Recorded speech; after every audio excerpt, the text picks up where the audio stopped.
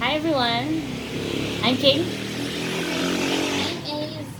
There's a lot of motorcycles passing by, but today we want to introduce you to some of our fish. Oh my gosh, I think it's getting mad. This one here is Kuya Aves. What's the name of your fish? Ocean. Ocean. The name of your fish is Ocean. It's actually colored blue. Here, there. You see it? Okay. What about you, Ace? What's the name of your pet? Plasma. What's the name? Plasma. Plasma. This is Plasma, the one here. It's the red one. Okay. The one with the red tail. Yeah. They're cutesies. And I think they're getting mad at each other because their aquariums are too close. And They're fighting fish. They Yeah. fight each other. Yeah. See the blue one? Ocean.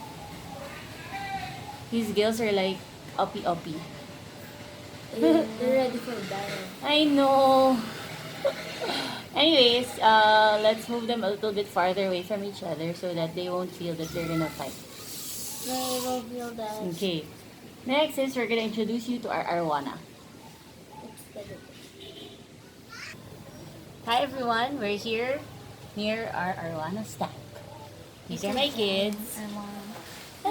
Hello. And giant our arowana arowana. is alone. It's a giant. Hello. When the arowana gets a friend, it will just fight to the death. Oh no, that's why it's alone. Right? Yeah. Where are you, Abe? It's over here. It's curious. Yeah. Okay. To the next pet. Okay. Where are we now? At the bird part. At the, Bird. At The big bird cage. We have a giant bird cage. With Okay. 4 birds. These are pet birds. We have how many? 4? Yes. Yeah. White birds. But we have a giant cage. Yay! They were flying. Okay.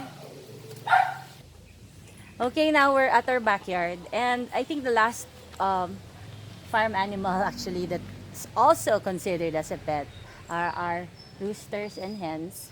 Because our papa takes care of them, right? Yeah. And uses it for Fighting. Yeah. The battle and dato. For sabong. Yeah, these are some of our roosters. There we have white. But here in this area, we just have a few of them because most of them are in the bundok, right? Yeah. Okay. Bye. Kuya Abe. Okay, kids, what's this? It's a duck? Oh no, the pigs.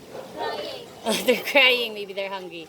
Also, the duck, we also consider this as our pet because we don't really eat it. You're supposed to, but you don't know how to cook it.